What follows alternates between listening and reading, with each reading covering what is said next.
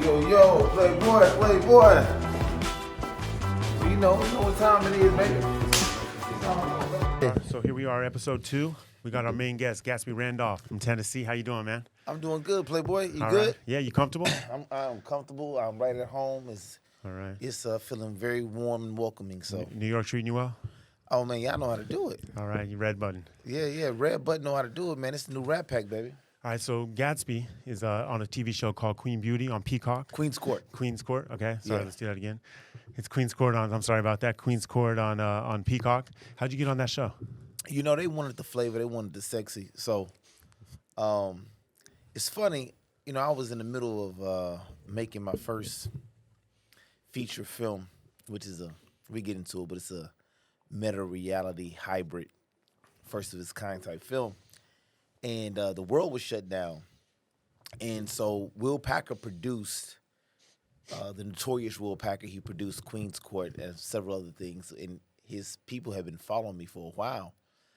And I really think that they reached out to put me on this show just for the vibes. Like, the show's about love, but I really just thought like there was like, yo, in the midst of love, this shit can't be boring. So let's bring someone in here who's just coming with the vibes, whether he falls in love or not. We just need him walking around in silk, you know? So they came and was like, yo, and I thought it was like a joke because someone from NBC casting him was like, yo, casting this show about love, we want you to come be on it. I'm like, what the fuck you doing? I don't want to go find love on TV. I'm not come here to find my wife, can't find my life. And they was like, no, you should really do it. And they told me what it was, and I was like, okay, boom. So, shouts out to Will Packer for doing that because that was the perfect way to introduce the character to the world, you know. And so that's how I got on the show, you know. And so I took a year out of my life to go film that, and it was a great experience. Well, you had fun, right? I had a great experience. All right, so we know, so we know Gatsby, right? The character Gatsby, right? So let's go back to Kobe. Mm-hmm. So you know your parents are doctors, right? You grew up in Tennessee. Mm-hmm. What was it like growing up in Tennessee? Yo, my life was like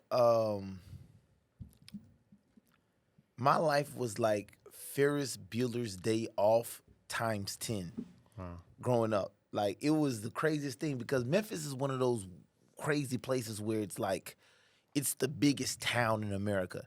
So it's not really big enough to be a huge city, but it's the biggest town. So everyone still knows everybody, and I think the world's small in general, but everyone knows everybody, and the generations overlap. So like here in New York City, you know, the average 16-year-old doesn't know the average 36-year-old, or the popular 16-year-old doesn't know the 36-year-old. In Memphis, is totally different. Everyone knows everybody. Yeah.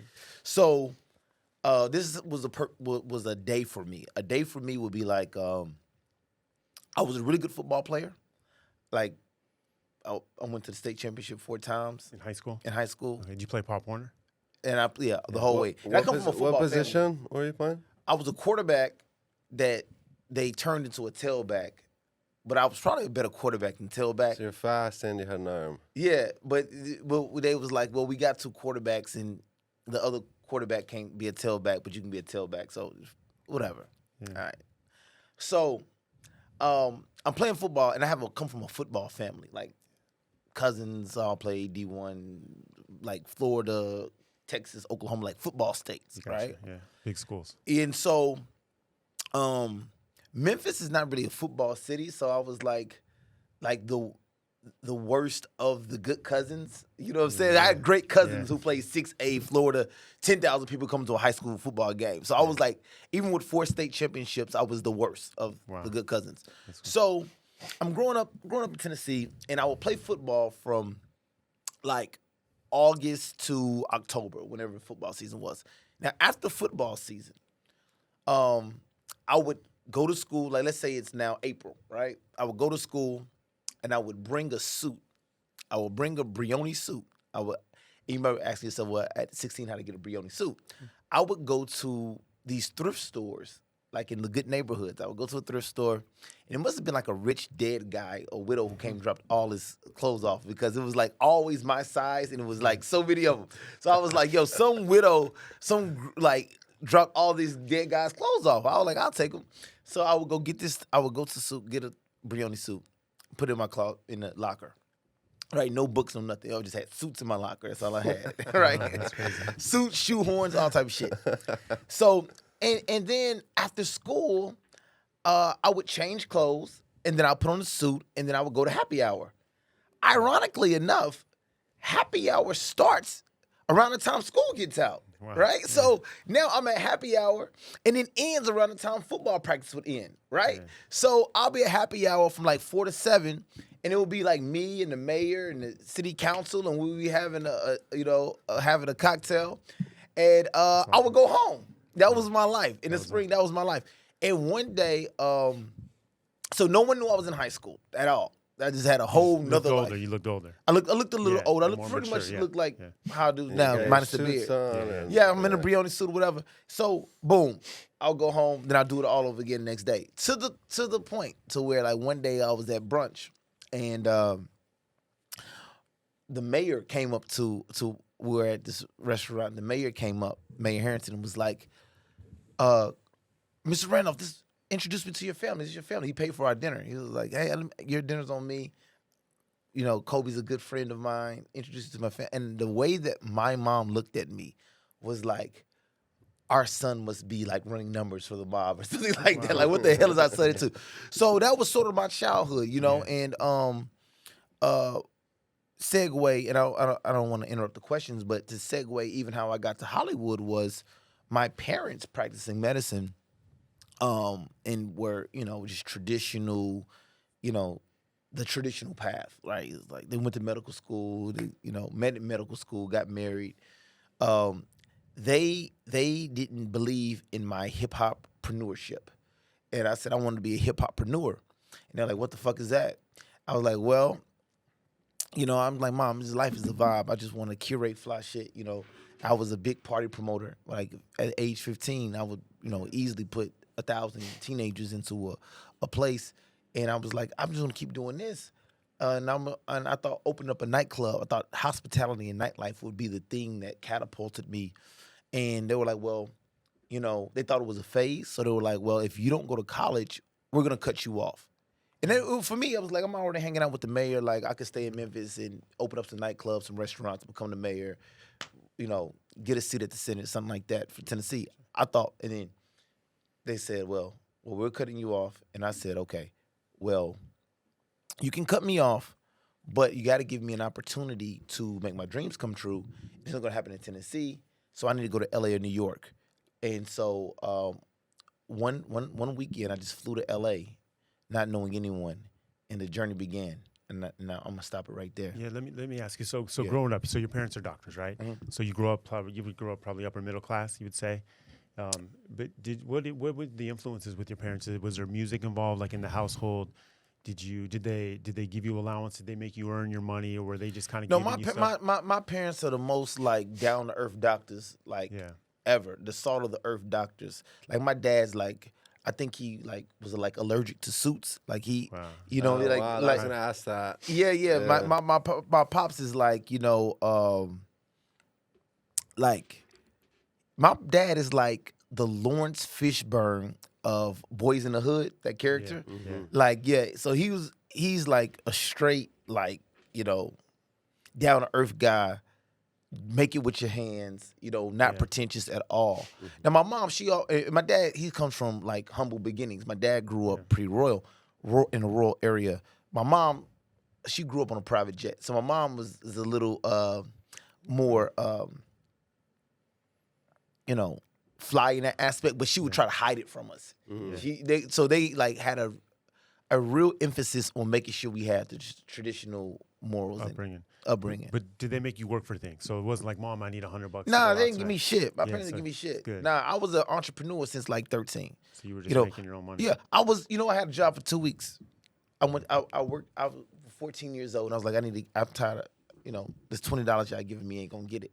So I was trying to go get some money, and I knew the manager at Chili's, and I worked there for like 2 weeks. Excuse me. Mm-hmm. It's fucking horrible. Yeah. You know, I was there. Do? Like busboy? Yeah, they wanted me to be a busboy, clean the restaurant. I'm like, no, there's got to be a better life. This can't work. No. So 2 weeks, and that's the only job I've ever had. The only job I've ever had. Real job, right? Real job I've ever had. Well, yeah. job I've ever had for 2 weeks at Chili's, and then my first business was a car detail. I used to detail cars, and then I just used that money to get some other things. But yeah. So you make that trip to Hollywood when you're like what? 18. 18 years old. So Yeah. you go there for a few days, and then you come back to Memphis. Yeah. Okay. So that was really like the light bulb goes off, right? This is where you need to be. Yeah. In LA. Let me tell you how that went me that down. experience, Let me tell you how it went down. So literally, I really think my parents were gonna cut me off, and so I was like, I have 48 hours or 72 hours to throw Get a Hail back- Mary, see get what I back can to make school. happen. Yeah. So you leave on a Friday, Leave on a Friday. and you're back on Monday or Sunday night. I'm back on. That's how it goes down. Yeah. Back on Monday, Okay. and it was senior skip day. So I was like, well, I didn't have to go to school that Friday anyways. I'm like, yo, I'm going to the airport. Boom, buy the ticket, Brioni suit. Boom, let's go. Yeah. So on the flight, flying to LA from Memphis, there's not a lot of people on the flight, like 9 a.m. flying to LA to Memphis on a random Friday. And the people who are there are there for like a specific reason. Mm-hmm. So I'm sort of hearing this conversation behind me, and these executives from FedEx, they were on the flight because that's where the headquarters are in Memphis. And they're like, okay, when we get there, we have to land. We have to go straight to like the nominees' dinner. And then tomorrow, this is the itinerary. And they seem like they're there for this event. And so when I see them at baggage claim, I go up to them, one of the ladies, and I say, excuse me, I know this may sound strange, but I think we're here for the same reason. My manager got stuck in Atlanta, and I don't know where to go, but I'm supposed to be going to the event. And she was like, oh, you're here for the Image Awards? Yes. This is where you need to go, son. Here, take my itinerary, right? So you give me an itinerary. I maybe had $300 to my name the whole weekend. Yeah. I take $50. I get this is back when they had limos. It's 2004. I get on a limousine, and I said, can you take me to the specific design center? This is yeah, I can take you. Boom. Give him $50. Boom. Now I'm in the limousine headed to the event. I get there, right? And as I pull up, all the limousines are in the queues or whatever, and I see like Angela Bassett and like Cuba Gooding Jr. and Lynn Whitfield, the actress Lynn Whitfield. She sees me and she was like, you're so handsome. What show are you on? And then the light bulb went off. Yeah. I'm like, they think I'm one of them. Yeah. Right? Yeah. So I was like, oh man, the left hand and the right hand have no idea. So I get on the red carpet, everybody's taking pictures of me or whatever, and then this PR lady's like, yo, oh my gosh, Mr. Randolph, right this way. And it snowballs into this whirlwind of events to later on that night. I will never forget the reason why I'm in LA. Renee Spellman was like really, really big into like the organization of the event. And she was like, where are you staying? And I'm like, mind you, I have nowhere where I'm going. I was going to ask that. So when you get off the plane, you're just winging it. I'm winging it. So you don't have a place to go. I had one cousin who lived in a far distant land that didn't seem safe.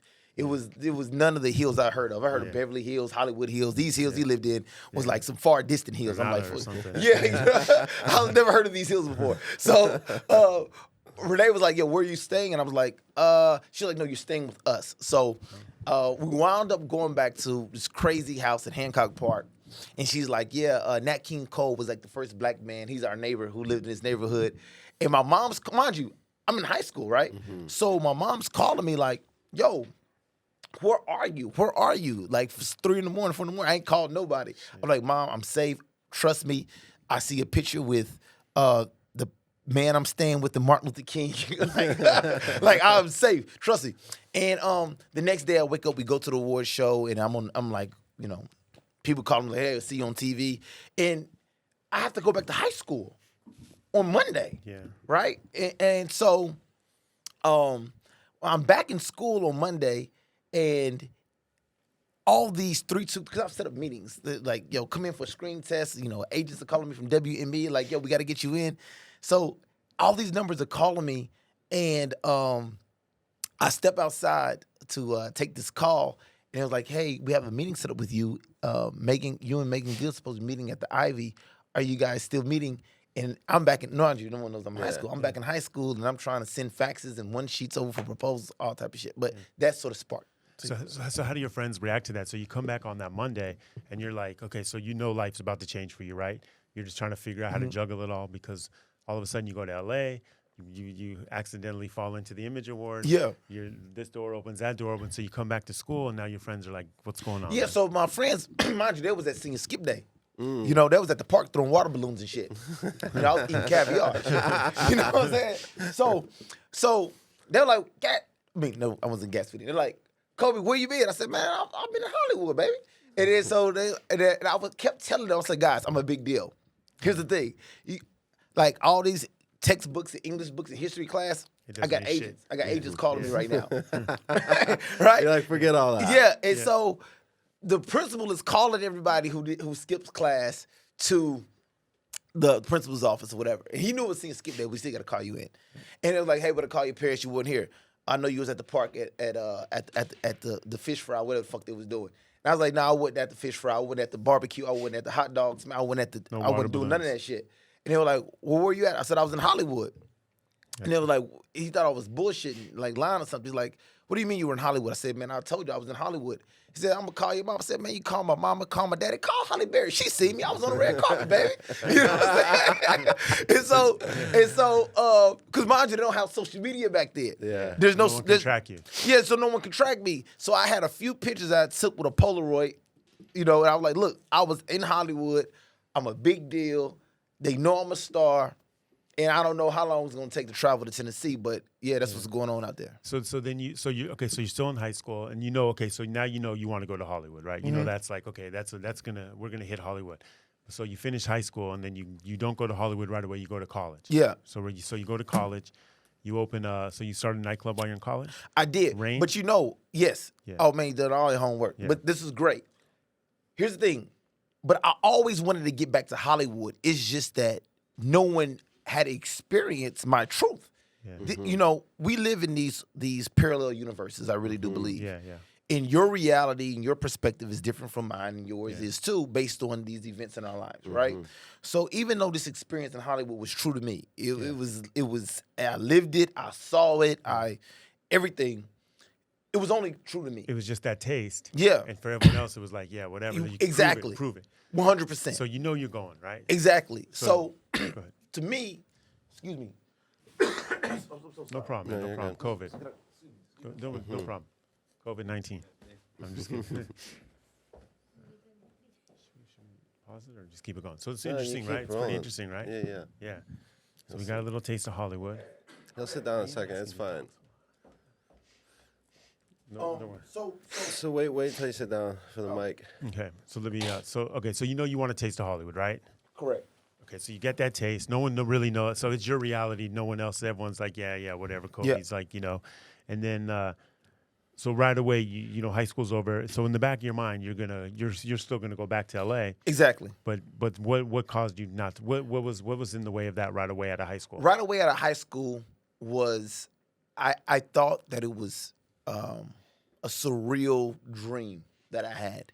It was, the contrast was so vastly different than my everyday. Yeah. I'm thinking that this is a dream like that I experienced. It was like the metaverse before the meta. I was like, yeah, I lived this, but it wasn't real. It was a weird shit. Like the movie Family Man, Nicolas Cage, right? You wake up and like that. Exactly. It was like Family Man. I was like, yeah. Yo, but this happened, and no one knows about it. So fuck it. All right, go to college. But I only go to college to open up a nightclub because in my mind, that was my in the South where there's not real like entertainment industry besides Atlanta. Nightclubs were the only that was like the portal to hospitality. And nightclubs was the portal to entertainment. So I was like, I'm just going to open up a nightclub, and I was looking. I was in DC. I was in Atlanta. I was looking at all these places, but I decided to go to college in Nashville because I went to the city and I said, I want to go look at your 10-year plan. So like I'm on my college tour. I'm like, Mom, this is cool. I want to go look at the 10-year plan for the city. Let's go downtown. So do your parents pay for school? Are they covering it or what? No. So what happened was, so I was gonna go to Morehouse, right, in Atlanta. Yeah. And I looked at the tuition, and I was like, I can't put my parents paying $40,000 a year for me to party because I'm only going to throw a party. I was very clear with my parents. Yeah. I'm only going to college. This is going to be a waste just to throw a party. I'm just in and out of here. I'm only going to because in college you live with you. The funny thing about college, shout out to Mark Zuckerberg. He discovered this first. I think it's perfect to launch a business because it's this mock reality where you live with your clientele, and so the marketing distribution happens right there on campus. And I was like, doing this to open up a nightclub and throw some parties and DJ. And at Tennessee State, it was HBCU. There's 10,000 students, and it was a state. I was like, I can go here damn near for free, right? Like a state school. It's state school, and you're a resident, so you're not paying anything. Exactly. Out of state, nothing. Okay. Yeah. But the main reason I went was because in Tennessee, pretty much every highway that connects America goes through Tennessee. That's why FedEx is so big. And I was like, when people go on tour, like a college tour, promo tour for an artist, they have to stop. They're doing a college tour. They stopping through here. And I went to play football. I went to practice one day. My football career went.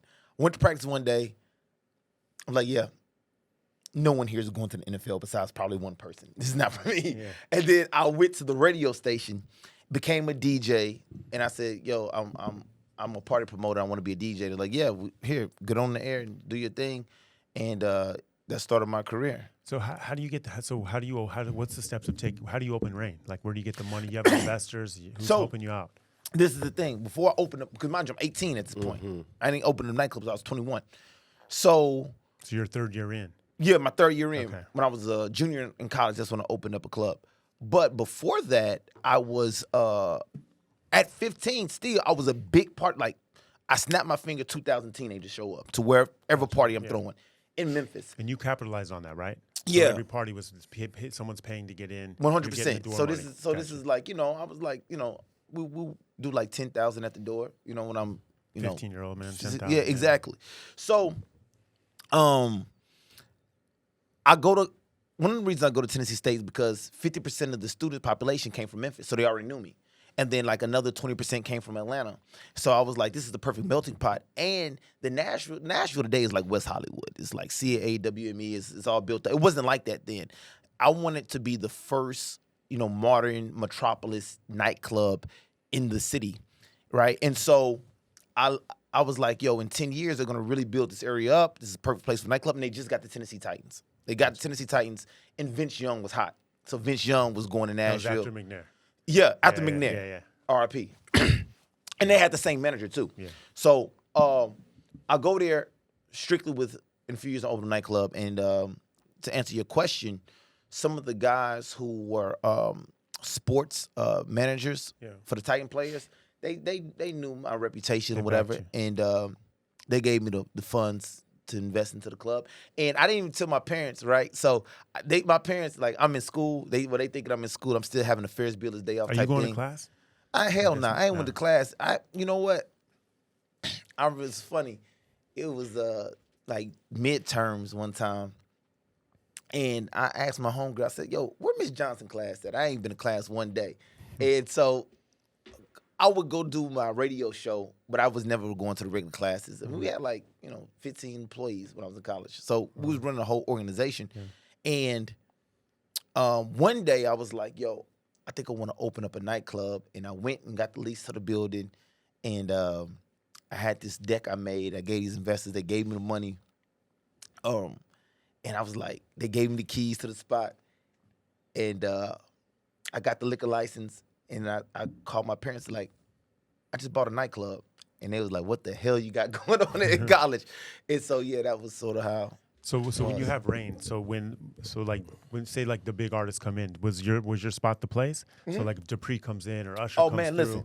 Listen. What a lot of people don't know about my journey is, man, I saw so many full circle moments in the entertainment industry. Like I had Chris Brown when he was 16. Yeah. When no one knew Chris Brown, me, Chris Brown, and his mom were in a hotel talking about how big he was going to be because they would send me the artists. I had Trey Songz, Chris Brown, Lil Wayne. I was managing. I remember before Drake got signed, was at Hot Beats in Atlanta because I was working with Young Money. I was managing Little Twist. So you were a manager. Yeah, you were managing artists. So my thing was, I was like, how do I segue into, because I knew at some point I wasn't going to have the impact that I wanted to have by owning nightclubs unless I owned like 1 million of them. And I was like, I have to own IP. I have to be able to control IP. This is a one-off. This Rain's a one-off. Exactly. Yeah. So eventually I started getting to managing artists. So I was working with Young Money, Cortez, what up? And I was, they had this new artist named Little Twist. That's just signed, right around the time it's going to sign Drake. And so I just had the opportunity to see early on people go from like, pre-market to being very, very, very, very huge. And so yeah, it's interesting stories And like that. Gotcha. so at this point, like, you have a very colorful teenage years into your young adult. Your family doctors, was there someone that set this North Star for you of like, I want to be a hip hopreneur, or I want to be a manager, or I'm going to Hollywood? Was there like, did you see a movie, or was there someone in your life that let you dream this big early on? My grandfather was like, Nat King Cole. Like, so my grandpa's pretty famous in his own right. He was a famous veterinarian. And I grew up watching him in the white dinner jacket at Christmas time and hosting cocktail parties. So I sort of get my personality from him in general. It's just for me, I just wasn't going to go to medical school for no 10 years. You know what I mean? Like, I was just like, it's not fly to me. That's And not, you were a people person, so you liked to be in the crowd, and you liked everybody around. Yeah. And, so, so it's and to what put me on a Hollywood track, to answer your question, was I grew up through the movies, right? So I would watch a young Eddie Murphy. I would take like a piece of Eddie Murphy from Boomerang, and then a piece of like, when Steve Urkel turned cool, he turned to Stefan Urkel. Yeah. I'll take a little piece of that, a little piece of Zach Morris, a little piece of these these characters, and I was like, yo, I'm gonna put them all together and be that. You know what I mean? Yeah. So that's sort of what sparked it. But growing up, did your parents say, hey, we want you to be a doctor? Did they push anything on you? Like your brothers, or your brothers doctors? What are they doing? You know what? It's Is it like passed on? So the grandfather's a veterinarian, but the parents are doctors. Yeah. So I have this thing where you don't know I have this saying, you don't really know your parents until you're both grown. When you're growing up, the parent and the child are pretending for 18 years. The child is pretending to be good. The parents are pretending to be good. You don't know who the fuck anyone is in the house until you're grown. Okay? Right? That's how it is. Like, I didn't know my mom until I was 30. Right? Then we become all human. Right? Yeah. And so my mom said some shit to me one day. I think after she had come to Hollywood and saw who I had turned into. And someone said, did you know your son was going to be like this? And she said, no, not really. I wouldn't have thought he was going to be in entertainment. I thought he was going to be an engineer. And I looked at her, I was like, why the fuck would you think that? She didn't know. I'm like, why the fuck would you think I'm going to be an engineer? There's nothing sexy about engineer. There's no fly shit about being an engineer, in my opinion. You know what I mean? No shout out to all the engineers out there, but I'm just saying. So, but your parents don't know you. But to your question, there was one saying that has stood true. My 4th grade teacher told my mom, she said, you know what? Your son is going to be one or two things. He's either going to be the first black president, or he's going to be in the penitentiary. That's crazy. Because you had a big personality since you were little. It was in your DNA. Make me the richest man in the world, or make me the poorest man in the world. Because the rich man and the poor man have a lot more in common. It's people in the middle get fucked. Yeah. So what happens to Rain? How do you get out of that? Does it just go out of business? Literally, this is what happened. School? So we doing all the big parties. I remember, I'll never forget. Before, like I said, I gotta emphasize this. Because I'm on tour right now. I'm going back to Nashville for the first time in years. We had a big company. It was me, a guy named DJ Crisis, who was the biggest DJ in Tennessee, and another guy named Black Rob, who owns every restaurant, nightclub in Tennessee right now. And we all started out together. So with Rain, if you came to so sorry. Okay. If you came to Tennessee, you had to come see us, artists, whatever, boom, boom. And I remember I was like, what kills you in the nightclub business is it's not when there's 1,000 people in the club. That's not what kills you. What kills you is like when the club's not open and then there's like a plumbing issue or the air conditioning goes out or the fucking grease trap. Oh my gosh, people don't tell you about grease traps. Yeah. This is a fucking nightmare. Yeah. And so just the wear and tear of just running a business I'm 21 years old. I was like, I gotta get out of this. Like, this ain't it. And literally, I had a girlfriend from high school who was in finance in Chicago. She's like, why don't you come to Chicago? Chicago's like in between New York and LA. It would be like a good market for you. And I called my attorney. I said, I want to get out of this club. I had maybe like 6 months left on my lease. I put a padlock on the club, hop in the car, and I drive to Chicago. Literally. And what age is this? This is now, I'm 23. Okay, so you've tasted LA. You're done with Memphis. Yeah. School's done. You graduate college? Or did you graduate or you drop out? I transcended from college. That's the first time hearing that from one. college in 2009. Yeah. Okay. I had enough of it to experience it. So you go to Chicago. And so what do you do? What are you doing in Chicago? Well, there's two people. What I've learned, let me just put a note there on this transcended. There's a few people who transcended. Oprah transcended from college as well. Zuckerberg transcended from college. I'm proud to be a part of that group that was able to transcend. Yeah. So on that. And they came back and gave me an honorary degree. Oh, wow, that's cool. So I go to Chicago. Back to your question. Yeah, so you go. So you're done with school. You transcend, and then you go to Chicago. What's waiting for you in Chicago? Oh, I was booked to DJ like a lot. So you made a career out of a DJing. Yeah. That's how you made money. So basically, when you left Memphis, you were a DJ growing up. You go to Chicago, you start DJing. Are you just DJing parties? You on the radio? Now I'm DJing a lot of parties. Okay. I'm DJing a lot of parties. What are you getting? Like $1,000 a gig, something like that? Yeah, we do that. And I would throw the party too. Yeah. And in Chicago, you have all these transplants. Like it's one of the cities when you first graduate college, you go to. Mm-hmm. So we had a lot of people from Howard and Morehouse, Spelman, or UPenn. They would all move to Chicago. They didn't know what to do. Where in Chicago? You on the south side, north side? No, hell no. Not the south side? Man, I would listen. Look, Chicago a dangerous place. But you got the west, north, south. I was in the South Loop. You were in the, okay. All right. There's a big difference between the South Loop and the South Line. Yeah, I know the south side very well. I was south side in old Kaminsky Park, leaving the game before the 7th inning and on the train as like a 10-year-old kid. You know what I'm talking about, right? I'm talking the only white dude on the train, man. Yeah. Like, no, I don't know what you're talking about. I never took the train, but I've heard. You know what I'm talking about. The south side of Chicago is like the projects. Kaminsky Park and the projects are right there. When you go to the game, you leave with the crowd. You go with the crowd. If you leave without the crowd, you're like a 10, 11, 12-year-old kid on the train. It's a culture shock. It's a culture shock. Now, you know what? And the thing about Chicago is it's very segregated. You know, like when you're downtown, and I was trying to like bridge that gap. Yeah. Because when you're downtown, you know, you have to search for the black people. But when you're on the south side, it's like, oh man, I'm at the family reunion. But it's very dangerous. So I would never go to the south side like that unless I like had a specific reason why I was going for like some jerk chicken or something like that.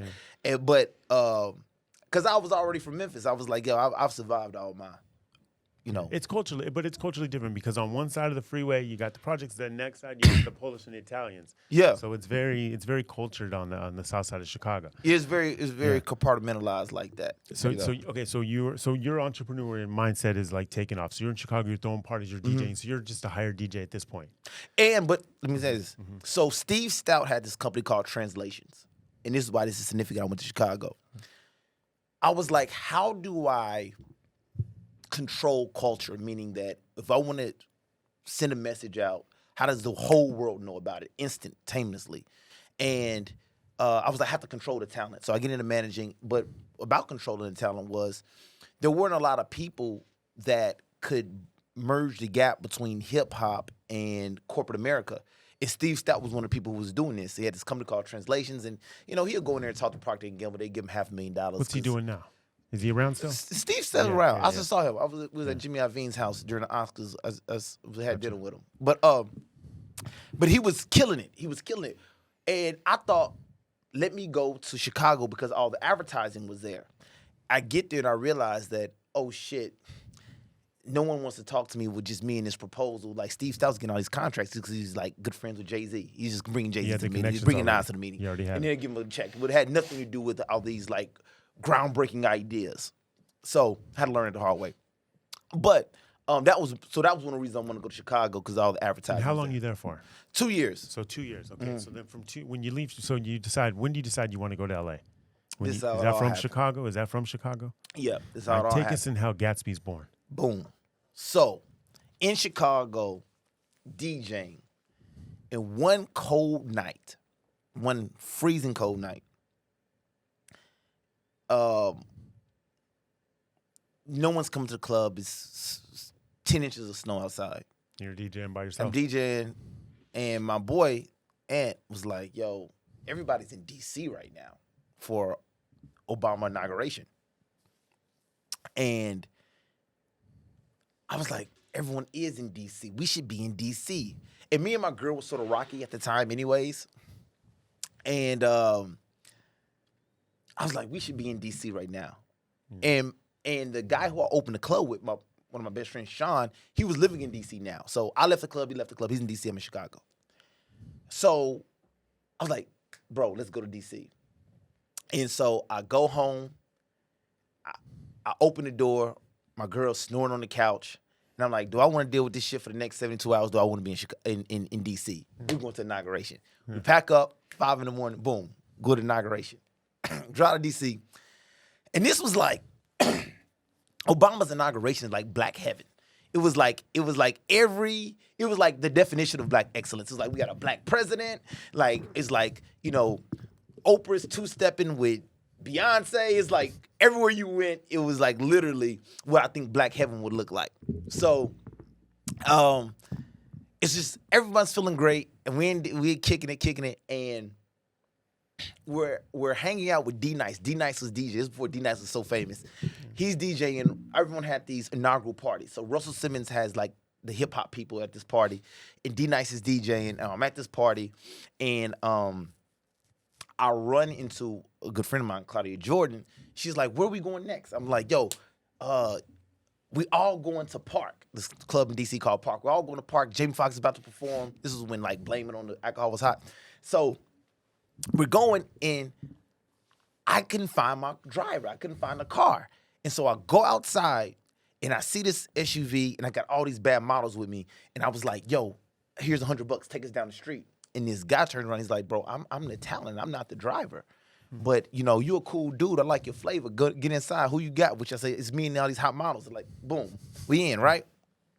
And so we're finna go, and the guy's manager is like, or investor, or whatever he was, it was like, "Yo, play some of your music. Play some of your music." He's a DJ. And, I heard it all before. I was like, yeah, play the music. He put this music on, and it was so great. This music was so good. I was like, I thought he was signed already. I was like, "Oh, I got to get you a record deal." Who is he? This guy named Austin Martin. Okay. This was like a prodigy. Yeah. He's still a really good producer today. He had a couple. He got famous, right? Yeah. He got signed. Yeah, he got popping. So I hear the music, right? And I like, fuck this nightclub. Let's go to the studio. Like I found the thing I've been looking for, right? And I said, "Man, where do you live?" He said, "I live in Austin, Texas." And I was like, "Bro, appreciate the hospitality, but tomorrow I'm gonna fly to Austin, and I want to come see you. And if you can make this music that I heard in the car today, I'll go get you a record deal." So the next day, what's he saying though? Is he buying into it? Is he like, does he think this guy's crazy? I just picked up some dude with some girls. No, I've always been a fly, so he was probably like, he was buying it. Yeah, he was probably like, "Yo, this guy's a big personality, but if 50% of what he's saying is true, it's going to be good for me. It's worth the risk." So I leave D.C., go to Chicago, get a bag, and then I fly to Texas. And I show up, I'm not going to do it like, boom, I'm here. Let's go to the studio.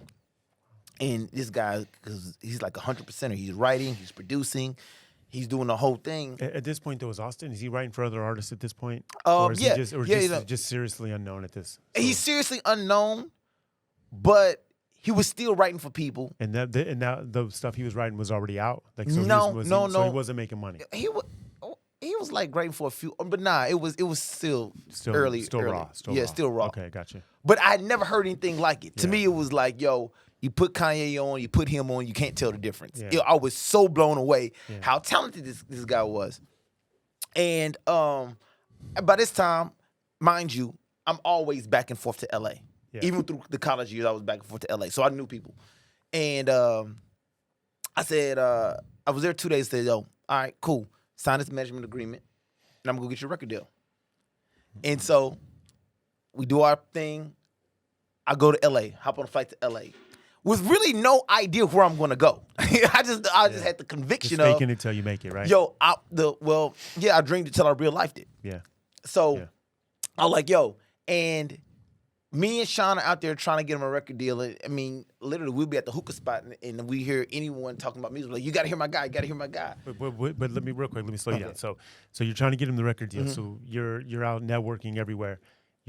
So how do you get him in front of somebody? Like, how are you getting to MCA or this RCA is or like Elektra? literally day one of me shopping a record deal. Gotcha. I'm literally at a hookah bar. Yeah. I see a guy who seems cool, and I'll be like, yo, listen to my artist. What do you think? Like, literally, that was the conversation. Everyone knows everyone in LA. Yeah, and I mean, this guy could have been a truck driver. I don't know. Yeah. I'm literally turning over rocks, right? And I said, well, this ain't working. So the next day, day 2, I'm like, we got to go to Def Jam. We got to like literally, because the proximity, what people don't know about success is proximity. Yeah.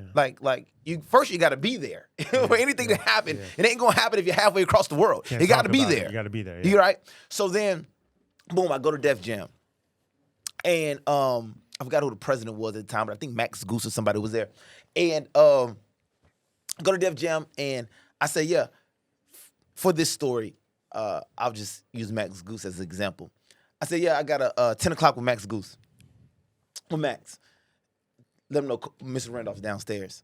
And they was like, oh, okay, give me your ID or whatever. He says, it's at 10 o'clock. I said, yeah, he's waiting on me.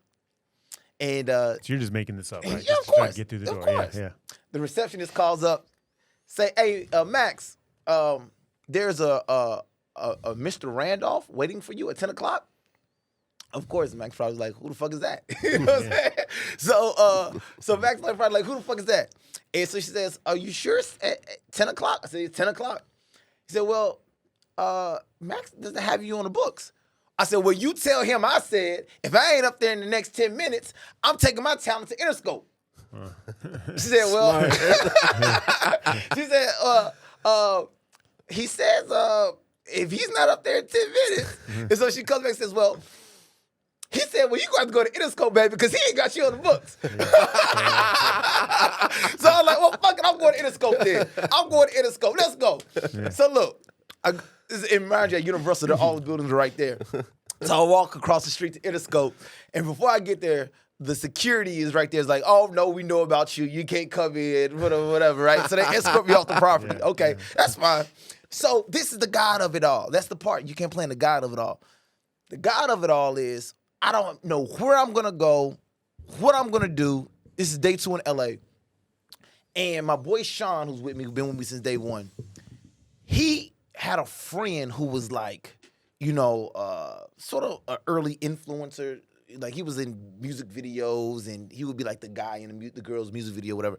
So, he was like, he was like, it's like, man, my guy's out here, like, he knows people. Let's go have lunch with them and see what happens. We get there, and the music was so good, I could just be like, yo, just hear the music. He heard the music, said, yeah, this is good. He was like, have you talked to any labels? I said, nah, it's been sort of rough. He said, look, my boy just became the vice president of Republic, and I think he'll like this. So you take Austin there? Boom. Yeah. Austin ain't even in town yet. Gotcha. I'm out there by myself because I said I'm gonna go get you a record deal. Call you when I got it.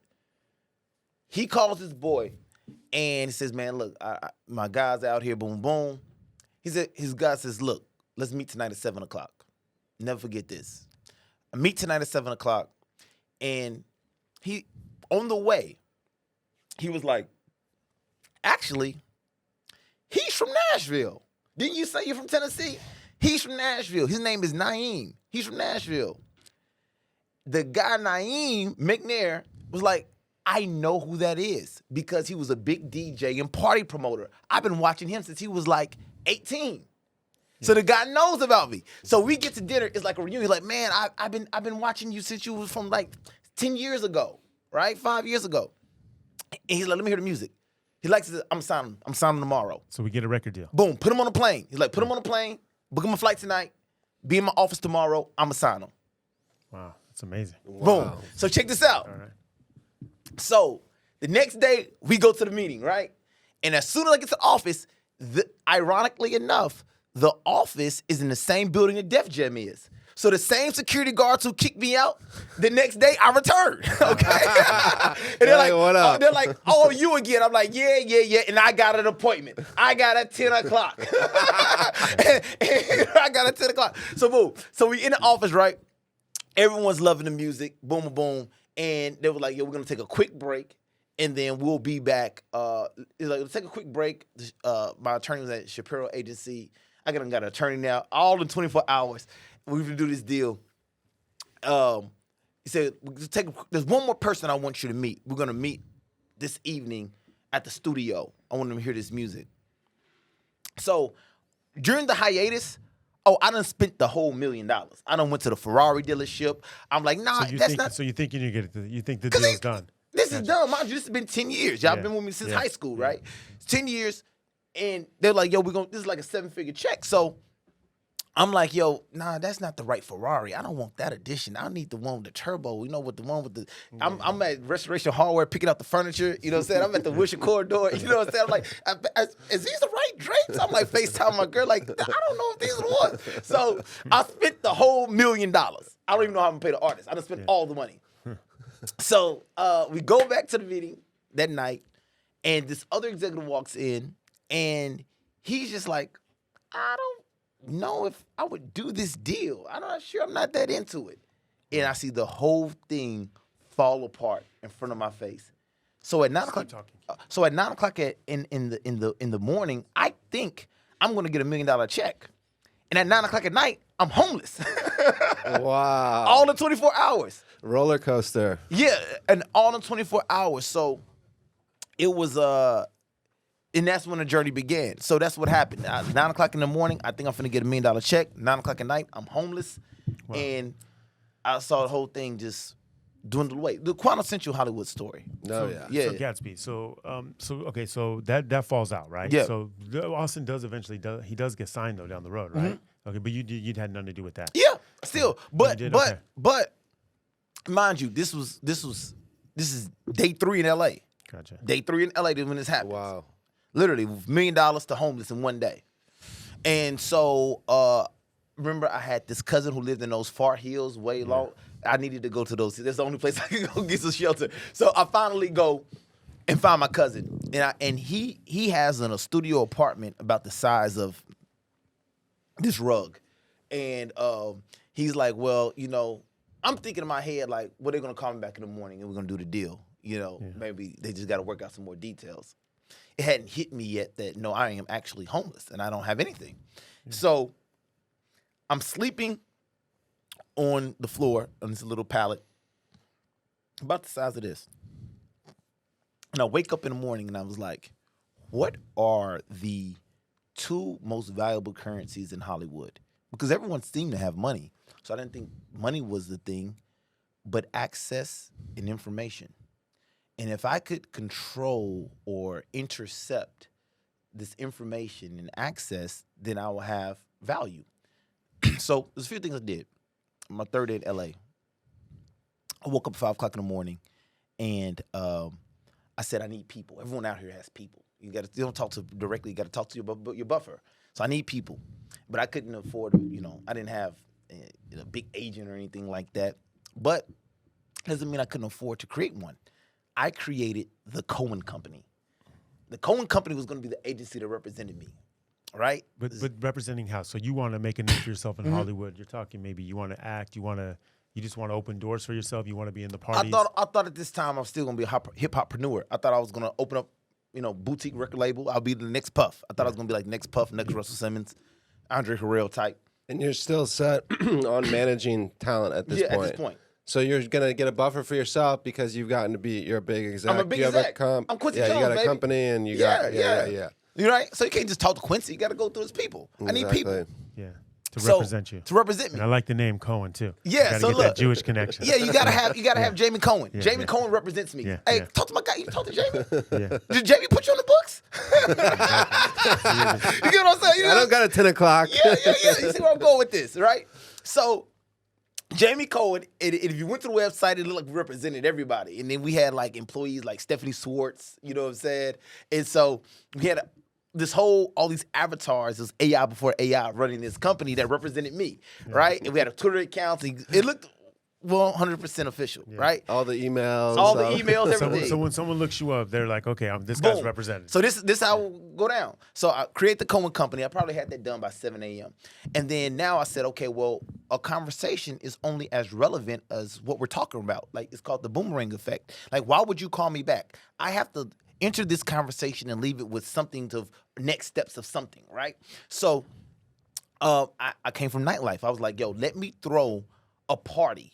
I'm gonna throw a cocktail party in 30 days and put everybody I meet in one room to sort of build a base out here. And I created this other website called The Secret Dinner Society. The Secret Dinner Society presented by Moet and Hennessy, right? Gotcha. And then I was like, yo, I need someone to host it because people wouldn't know me. And back to my homegirl Claudia, I called Claudia Joy and I was like, yo, I'll be in town in 2 weeks. I'm doing this thing with Mo and Hennessy. Come host this party for me. She's like, okay, great. Boom. All right, boom. You're the host. And now I probably had that done by like 12 o'clock. Then I was like, okay, well, clearly there's no deals coming to South Central. I got to go where the money's at. I go to the Beverly Hills Hotel. Now I'm at the Beverly Hills Hotel, but I got an event. I got a company that represents me. I'm at an event, and I would just go to the Polo Lounge and just order $30 coffee. And I would just sort of sit, right, and I would sort of see who I see. But at this point, you have no money, right? I have no money. I have like $1,500 to my name. Okay, so you're basically just like dreaming until you. What is it Yeah. saying? You're dreaming until you dream it. Yeah, I realized that. I'm dreamed it till I real lifed it. Real right. lifed it, yeah. So this is still day 3. Keep in mind, or day 4 now. And I'm at the Polo Lounge, and I get hungry.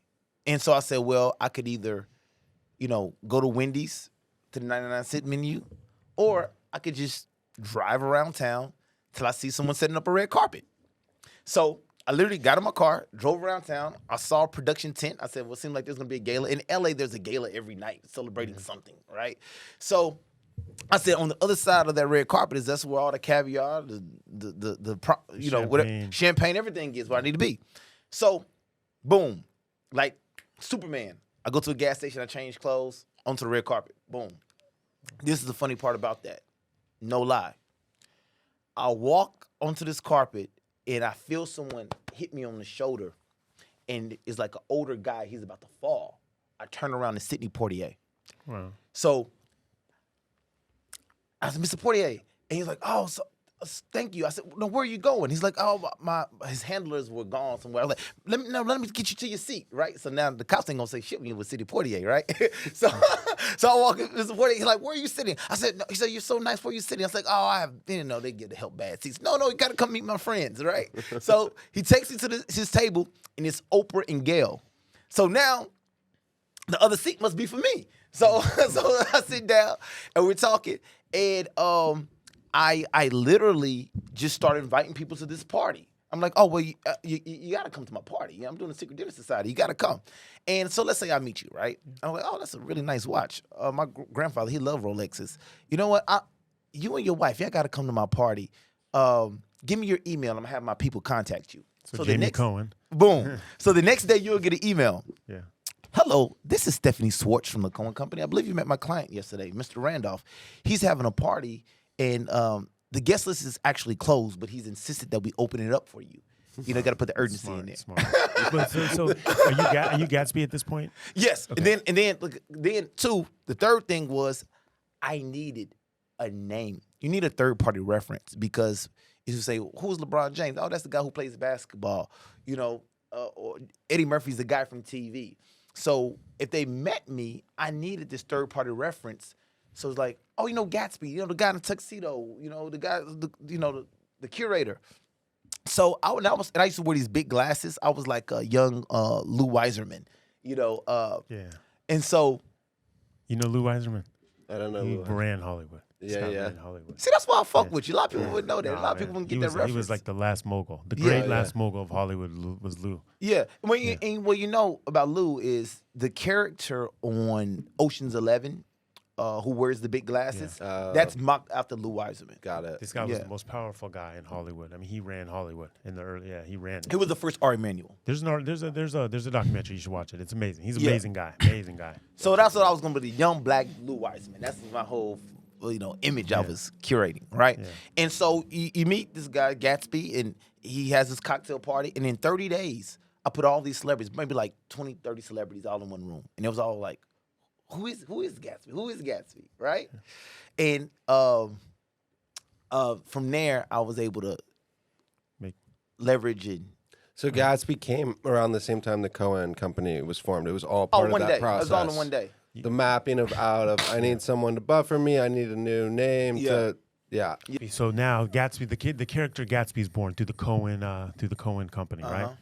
Okay, so now where do you?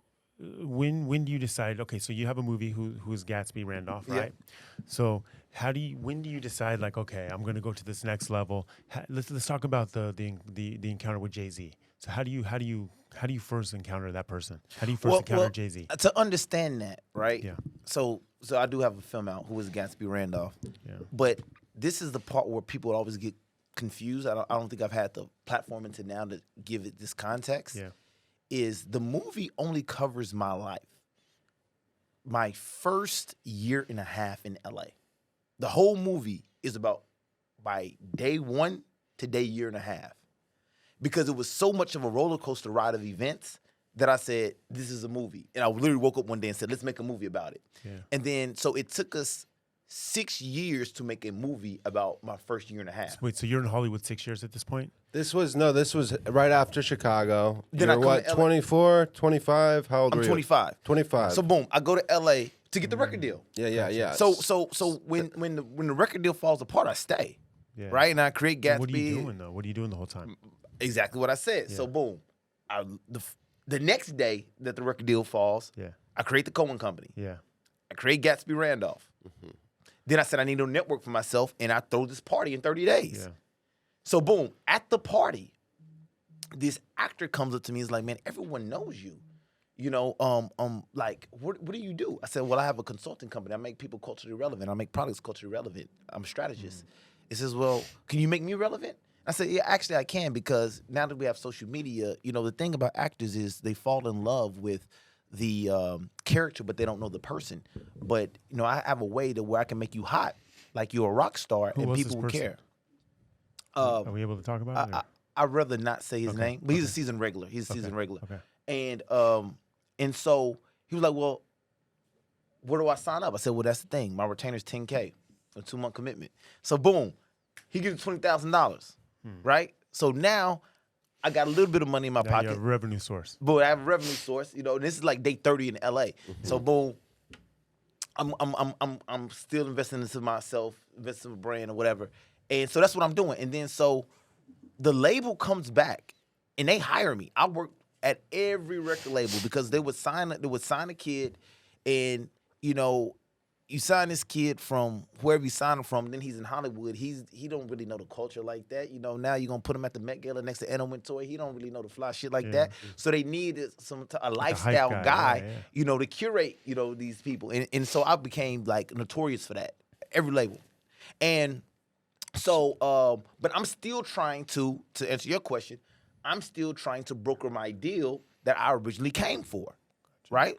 So halfway through, and by this point, I'm like, yo, I need a house on Mulholland Drive. So, it's crazy. I was getting mansions off Craigslist. You would be surprised how many people in LA are about to lose their house and they go on Craigslist. Yeah, I want to know about this. I'm glad you bring this up, because I want to know how you got these houses. Yeah, so this is what I would do. This is what I would do. You'd be surprised how many mansions on Craigslist. People be slipping over the Craigslist mansions. So, but I literally, like, now it's probably like, I'm 2 months out there. I got a little bit of money, and social media was hot. Instagram's hot, so people go to my Instagram. They see me at all these events. They're like, "Yo, this is the guy around town," and no one really knows where I came from. This is like all of a sudden, Gatsby. It's Gatsby and Oprah Winfrey. It's Gatsby and Tom Hanks. It's Gatsby and whoever, right? So I went on Craigslist, and I was like, my thing was, because people never see me in the offices, they may think like, well, what do we know about him past the Being surface? at a party with some pictures. Yeah, right? you know what I'm saying? Yeah. So, because they didn't see me, they're like, is he an Asian? Is he a producer? Is he a, I didn't have an album out. It's actually like The Great Gatsby. Yeah. No one really knows exactly what's Like, going exactly. on. Yeah. It was like, Yeah. he's a vibe when I see him, but where did he come from? Like, who is right? this guy? Yeah. So I said, you know what? I got to bring people into my world the whole way. And I want to create this universe for people to live inside. And to do that, I need a house. So obviously I couldn't afford, the $20,000 a month mortgage, to stay in the Hollywood Hills, but doesn't mean I couldn't afford to live in one. So I go on Craigslist and I find this guy, and he's about to lose his house. And he had a house in New York, he had a house in LA, he was going through a divorce. And he's like, yeah, man, shit is sort of strange for me right now. And when I first go into the house, it's a catastrophe. Like, look, I've always been great at making lemonade. So I could take a fucked up situation and bring the best out of it. So you see you see and you're like, perfect. This Yes, is perfect. yes. Now You see the good. You see the vision. I see the vision. Yeah. Right. This is like this is a beautiful house that he had destroyed. Right. Because it's in foreclosure, right? Yes. So how much time does he have left? 6, 8 No. months? It was he had like a year. I was there for like a year. Okay. So was the foreclosure signs in the front yard? No, but it was like for rent. It was like for Gotcha. rent. He was Okay. trying to get out of it. You Yeah, know. yeah. He's looking for some rent money while it's Yes, going down. exactly. Gotcha. So I said, look, how about this? I give you $5,000 in that's 2 months rent, and you take upstairs, I take downstairs. He's like, I'm not even really here, man. You can do whatever the fuck you want to do with this place, man. I was like, great. So I go to Home Depot. I get some people to come help me. We redo the landscaping. I dumped actually a lot of money into this property, and boom, like that, it looked like brand new. And the thing is, it's like, you get some shit off Craig, you get a mansion off Craigslist, it's gonna come with some shit. You know what I'm saying? Yeah. So the guy was like, he was an attorney who had fucking like done too much Cocaine? cocaine and Adderall. That was his thing, cocaine and Adderall, Yeah. right? And he would fucking like, he was spaced out. So one day I would just be having some people over at dinner, and I would look outside, and he'll be like watering the concrete in his underwear. I'm like, what the fuck you got going on? Does he live nearby, or is he's out of it? Is he living with you, or? Yeah, he's upstairs. Oh, he's upstairs. He's Oh, okay. upstairs, motherfucker. Like, look, so at first he was never at the house. Yeah. Then when the house got sexy, he all of a sudden want to be around all the goddamn time. Right? Yeah, he's like the landscape. Yeah. So like now all of a sudden he want to be around. Like he thought he was having a comeback. You know what I'm saying? Like all of a sudden he would literally be around us like, I'm back, baby, I'm back. I'm feeling good. Yeah, exactly. I'm like, so look. But he's so, a real attorney. He's a real attorney. He was a real attorney. Yeah. But the thing is, how he got the house was he had never been in a courtroom. He had like this luck of a draw case where they settled and gave him like $10 million, and he blew it all. And this was he was down to his last few $1,000s. Yeah. You know what I'm saying? So he lost the house. And so, I'm like I said, I'm there. I'm curating all this fly shit. Like the house was great. So when you come over, so I was like, yo, you want to meet me? Come over to the house. Right, I took all my meetings in the jacuzzi. Yeah. All my meetings, I would be in the jacuzzi, have my robe, and then I'll bring the chef in. You open up, I got bottles of Dom and Cristal, whatever you want. You know what I mean? So people never looked at, because they were like, yo, I've been to his house. What are you talking about? Like, I spent Thanksgiving with him, right? So, but I'm always thinking about my crazy roommate upstairs. Yeah. Because he would be having these depressed missions, like, we'll be having dinner, and then I'll hear doom, doom, doom, doom, doom. And he falls down the steps. He's like, for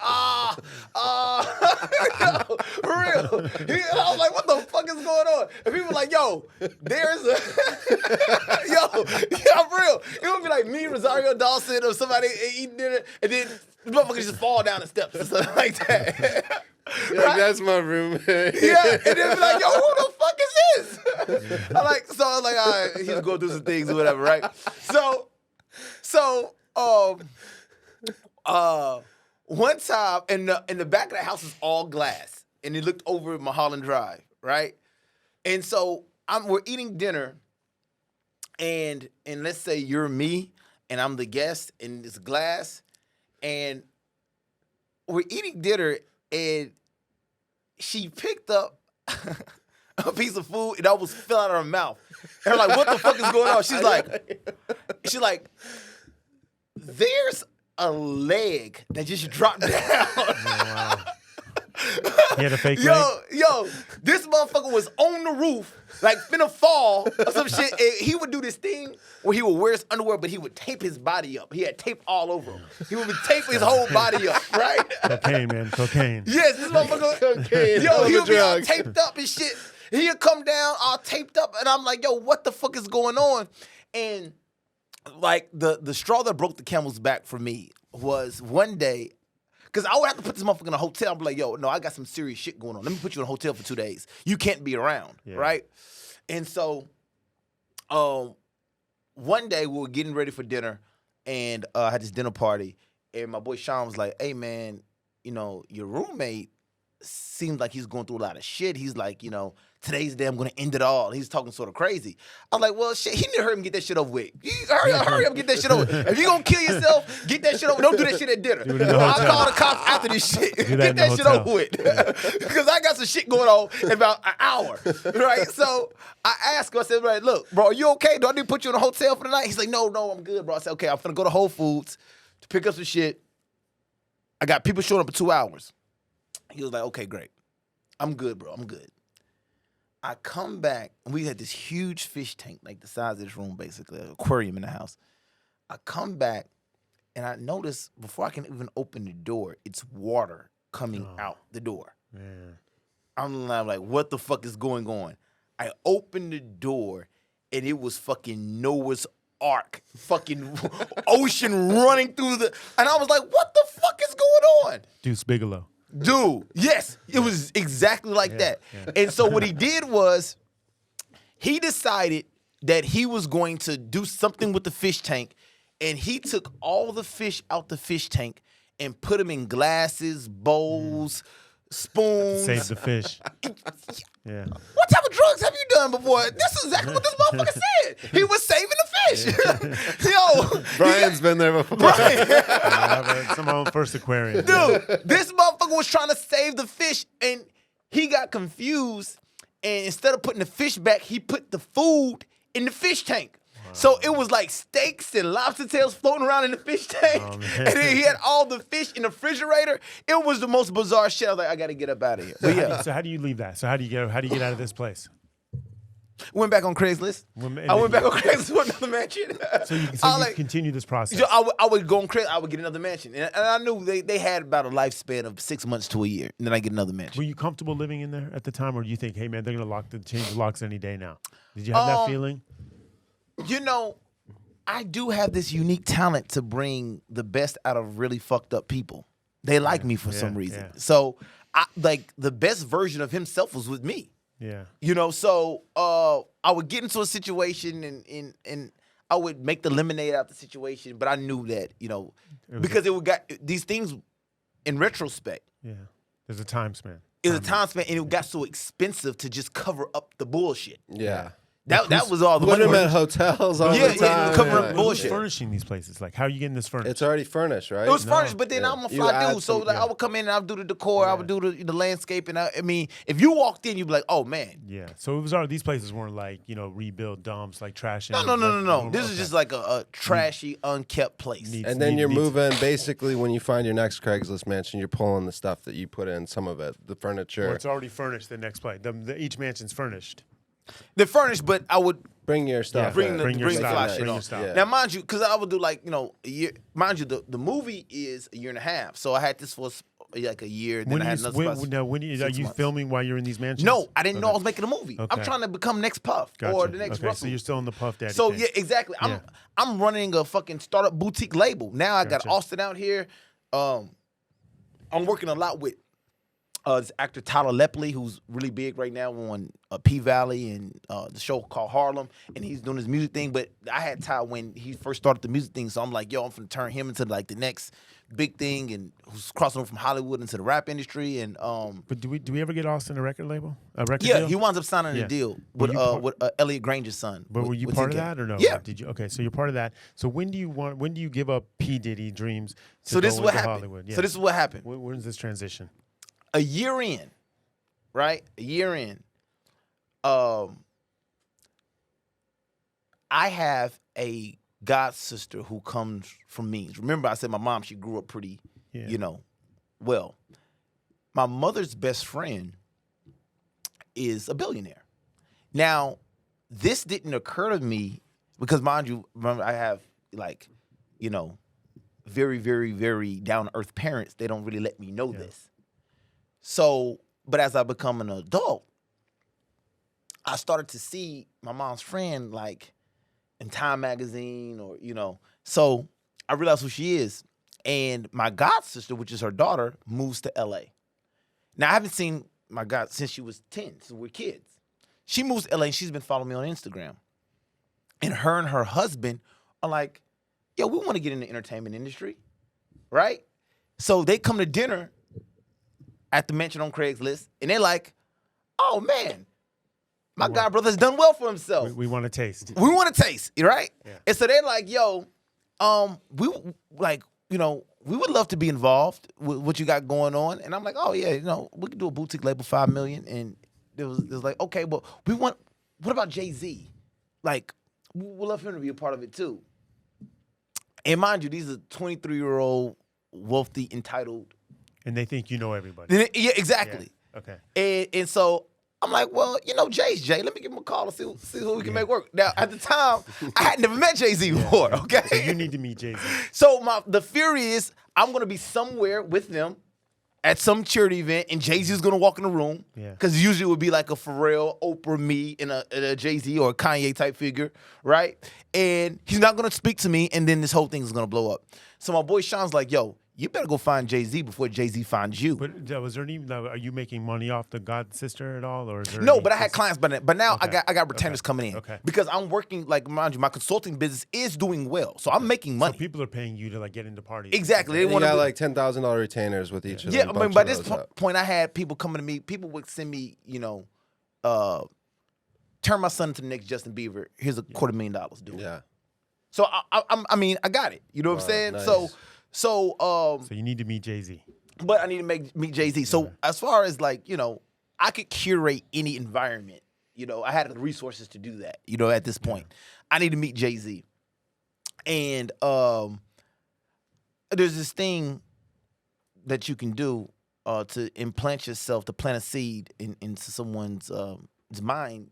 They just need to identify you as just something specific, and you need to do it with the power of 3. So I was like, I need to get Jay-Z in an intimate environment, and I need to give him something. And so I find out where Jay-Z is going to be. He's having a brunch, and I get to the brunch, and there's this 24 karat gold cigar made by Daniel Marsh. It's like $1,000 cigar. And I see Jay, and I'm like, oftentimes we're in the same room. We owe each other a conversation, but now is not the appropriate time. Take this. We're going to smoke it one day and walk away, right? This is in L.A. A few days later, he's going to be in New York. I'm backstage at a concert in New York. I see him again. I give him another cigar, right? And then he's like, I just saw you. So then most people would have stopped there, but actually, Did you say anything to him? No, you just hand him a cigar. I said, hey, nice seeing you remember again. me in L.A.? It's just like, mind you, people know me. Yeah, I didn't have a relationship with Jay-Z, Gotcha. but Kerry Washington, she see me, give me a hug, or Reese Witherspoon. Yeah. People know me, Yeah. right? And at the Jay would do these like receptions after his concerts in his dressing room. So like I said, we had brunch. I'm in New York. I'm at the concert. Boom. See him Second time again. you see him. Second time. The next week he's going to be in Paris doing his show for On the Run, and I say, yo, we got to go to Paris. Wow. Because But your you hand him a blessings. cigar the second time as well? Yeah. So you can see him the second time, and just give us that interaction again. You go up to him, you see him, say, here's a cigar. I say, yo, we got to smoke this. Boom. There's another That's it. one. That's all you Right. need. Perfect. That's all you need. And right? the driving force behind all this is still the boutique label.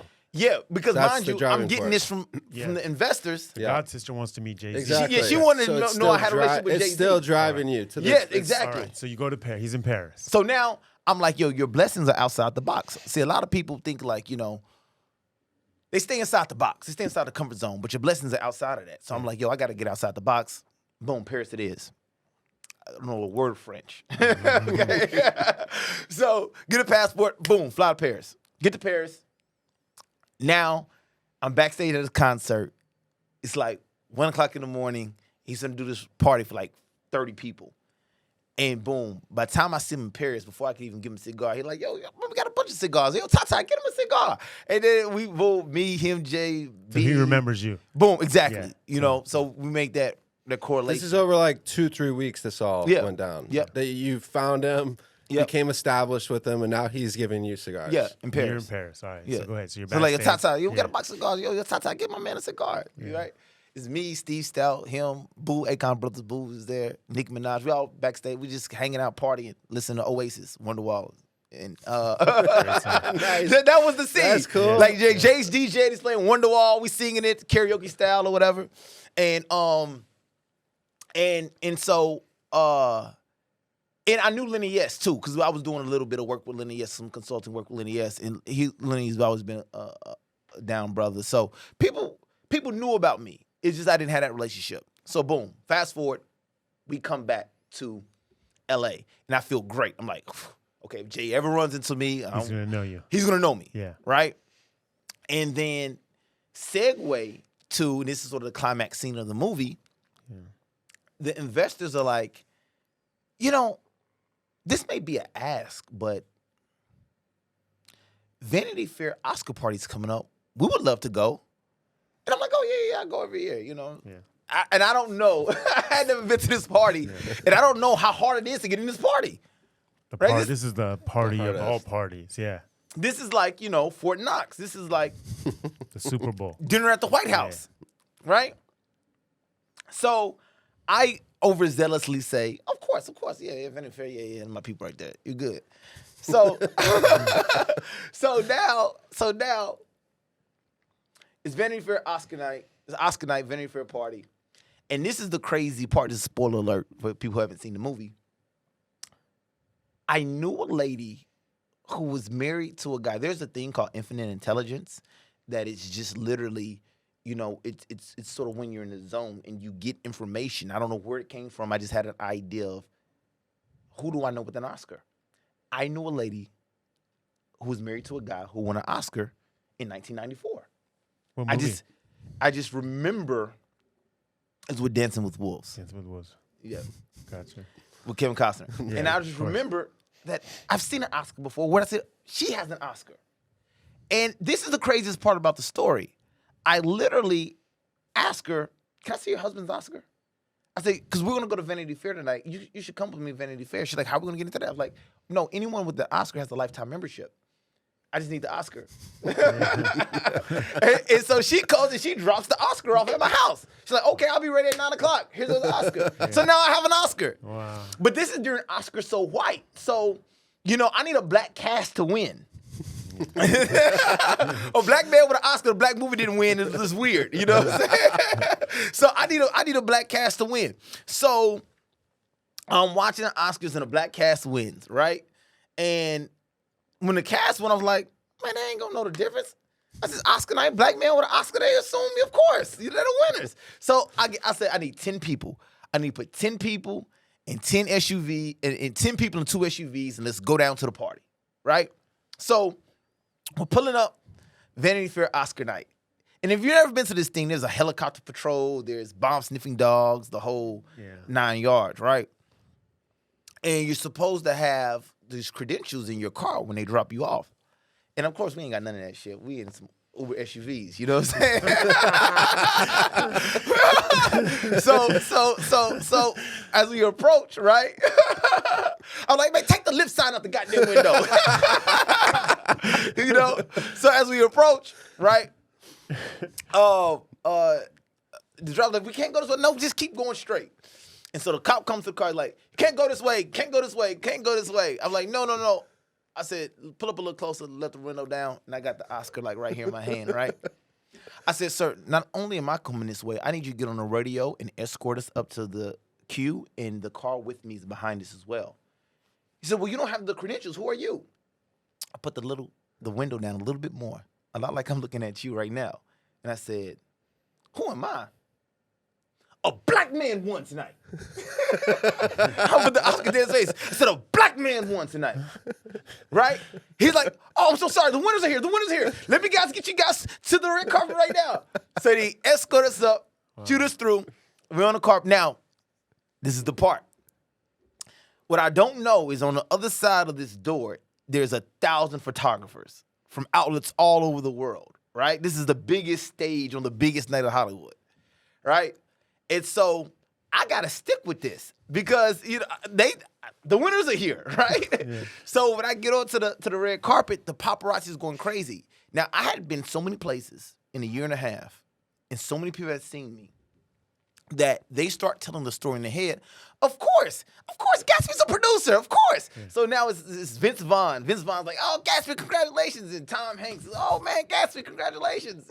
And Tom Ford, and I'm doing this speech. So now I got to stay in this, right? So I was on Good Morning America. I was doing this speech on Good Morning America. They were like, Gatsby, how does it feel to win tonight? And I was like, and then I'll never forget this. I was doing my Oscar speech, right? I said, the funny thing about life is perspective. And like tonight, this building is just a building. Tomorrow, you guys are going to take down the red carpet, step of peace, and I'm going to be here, and this will fade. But this moment is everything. And it's moments like these that define a nation. Wow. And they were into my words or whatever. And then at that moment, I thought I had won the Oscar. You were in it. I was an Oscar winner, right? Yeah, yeah. And I'll never forget, we go into the party and Reese Witherspoon is talking to Jennifer Aniston. And she's like, I think Jennifer Aniston's like, who is that? And Reese is like, oh, Gatsby? Everyone knows Gatsby. Yeah, he even introduced me to the president. And I actually did. Let me tell you about that. So a few months before, I was with Sean Penn at dinner, and he has this charity event, and Bill Clinton walked in. Now, remember my famous grandfather? He helped Bill Clinton become president. So I knew Bill Clinton would know my grandfather, and so what I would do is I'd go up to Bill, and I'm like, Dr. John Montgomery. He's like, yeah, I know you. I said, it's my grandfather. And he would look sort of puzzled, like, wow, your grandfather's a very righteous man. I was like, but on another note, I would love to bring somebody over here to introduce you. He's a little shy. Have you ever met Reese Witherspoon? Oh, I love Reese. My wife loves Reese. Okay, 1 minute. So I go to Reese, right? And then Reese would be like, hey, how you doing, Gatsby? I said, great, but I have a family friend who's a little shy. I want to bring him over here and say, have you ever met Bill? You know Uncle Bill? And she's like, the president? I'm like, yeah, Uncle Bill, Reese. This is the moment right here. Let's get this picture. Right? And so that's how I was doing at Gatsby. So fast forward months later, she's like, yeah, I mean, everyone knows Gatsby. I mean, he introduced to the president, boom, boom, and me and Tom Ford are talking about next season's ad campaigns, and boom. So I'm doing the whole thing, right? Everyone's congratulating me. And guess who I see? Jay-Z and Beyonce, right? Wow. And so now, Jay cool. So Jay gonna be like, oh, I ain't know. But mind you, they just thinking you're everywhere because you've been nominated this whole time. You had a new movie that came out during award show season, right? And so when Jay-Z would be like, I know, okay. Oh, so now they're connecting who you are. Exactly, yeah. Right? But B loses it. Oh my gosh, congratulations. I didn't know. Why didn't you tell me? I didn't know. Because I didn't know. Yeah. So I'm like, oh, it's all right. I said, it's no big of a deal, you know what I'm saying? Like, third Oscar, you know what I'm saying? So B's like, no, like, this is history. Oh my gosh. She's like, let me see it. Right? Oh. So I can't let her get too close because the Oscar from 1994. You know what I'm saying? So she's like, let me see it. I'm like, oh, man, ain't that big of a deal, baby. It's all good. She's like, boy, and now mind you, the paparazzi around, and she's like, boy, if you don't give me this Oscar, let me see this thing. And she yanks it out of my head. Oh, man. So what are you doing at this point? No, that's when time stood still. All right. My boy Sean was like, fuck that shit. I'm out of here. This is what it's all about to crash. He's like, well, I'm gone. Like he's watching from a distance. Yes, she's gonna read that. Yes, so right. He's gone. But I gotta who leaves?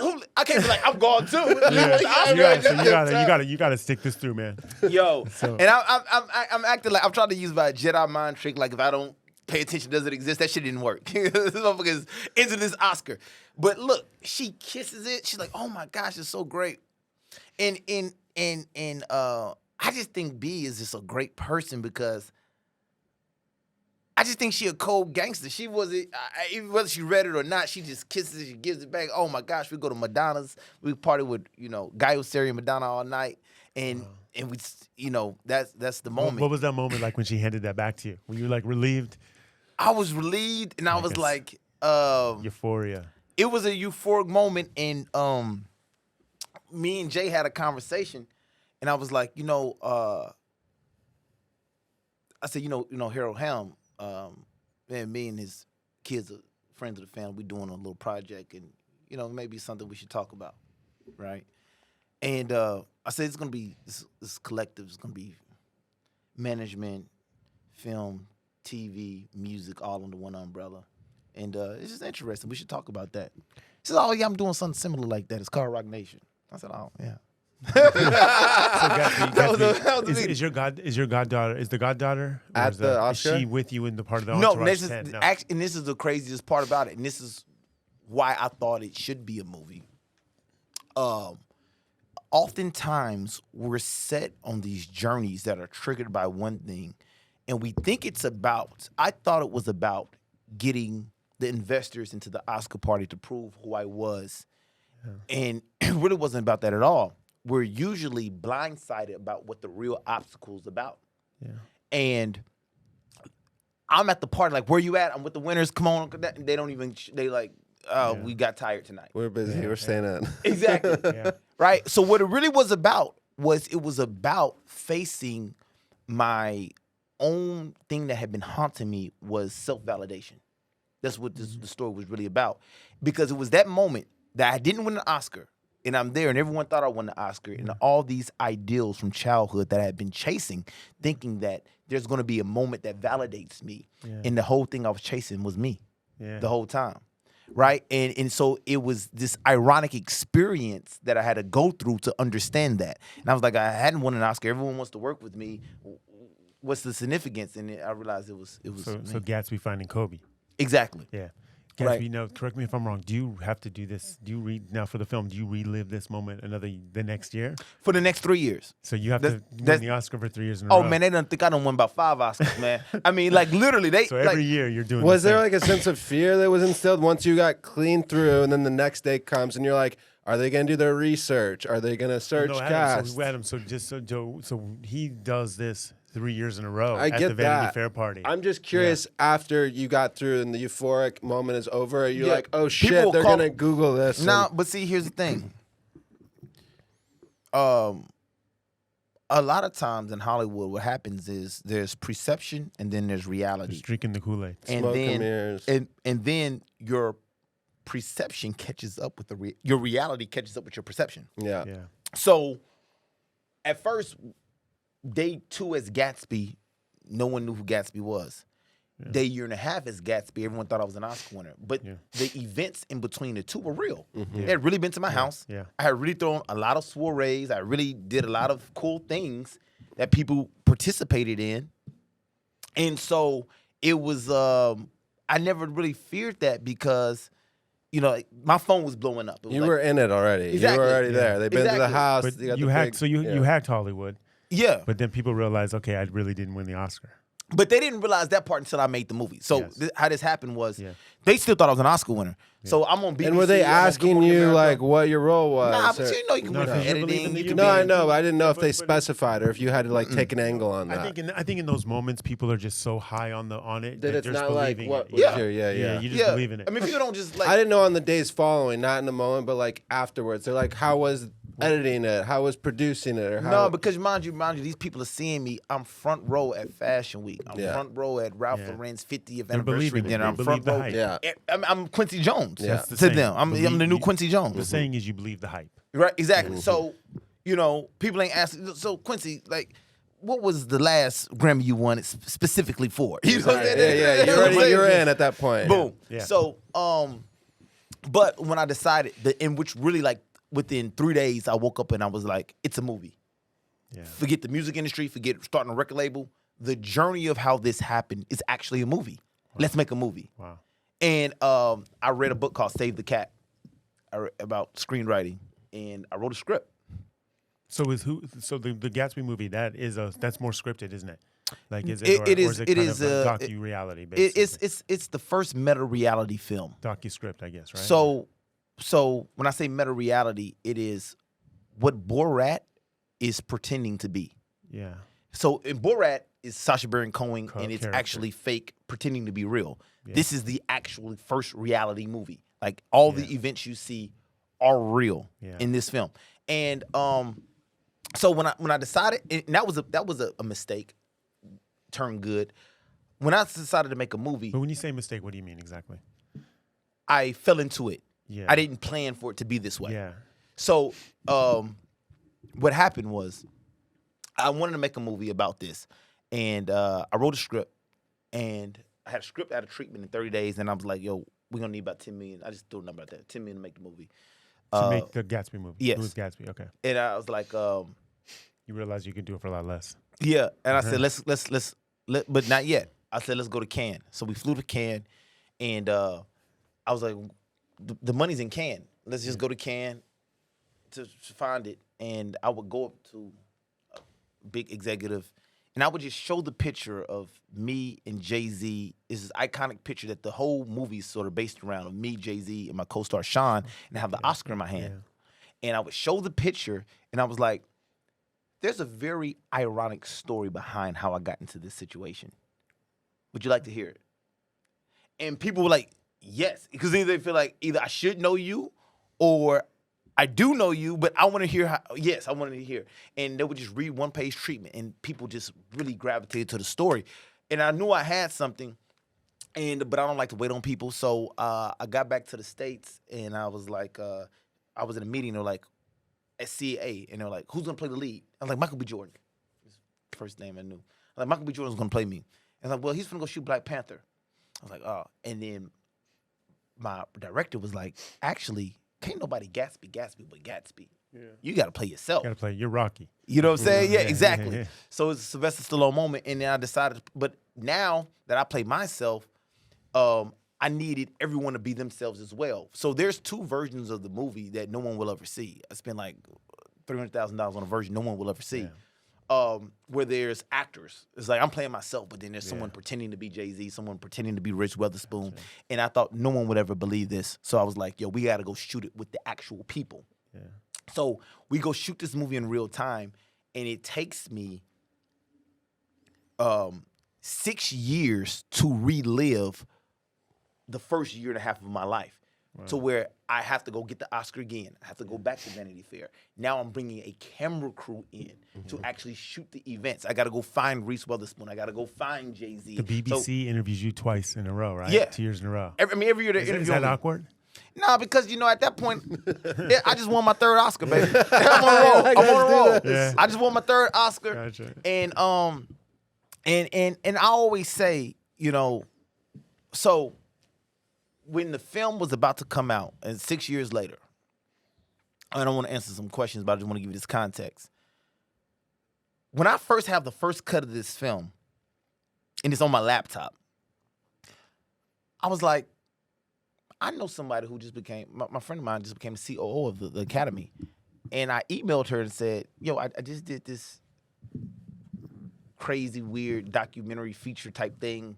I don't know where it lands, but can I enter this into the race?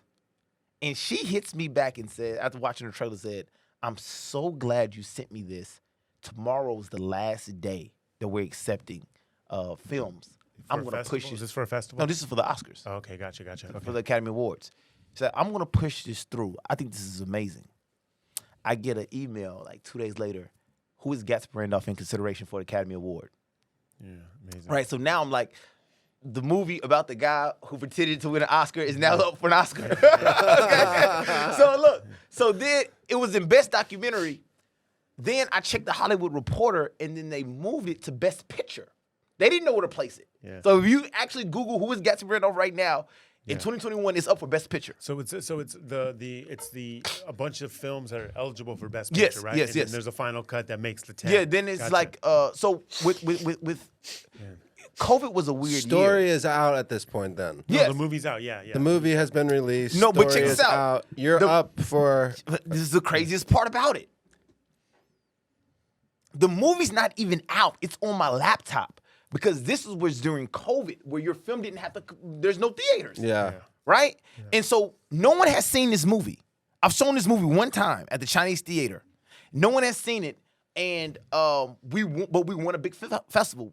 It was in the Pan-African Film Festival. We win. Like, we win 1 week. The next week is in consideration for an Oscar. Then I look again and it's, on the list for Best Picture. So this is all happening. Wow. Right? Yeah. With this thing that really no one has seen. And then I start getting press from all over the world. People calling from all over the world, London, Australia. Oh, show it over here, show it over here. And so I'm like getting the best news of my life and the worst news of my life. Like, I did Good Morning Australia because Australia was the last place on earth where theaters were out. And I did one interview, and a distributor called me and was like, yo, we're going to put it in theaters in Australia. And they have a huge premiere for me in Australia.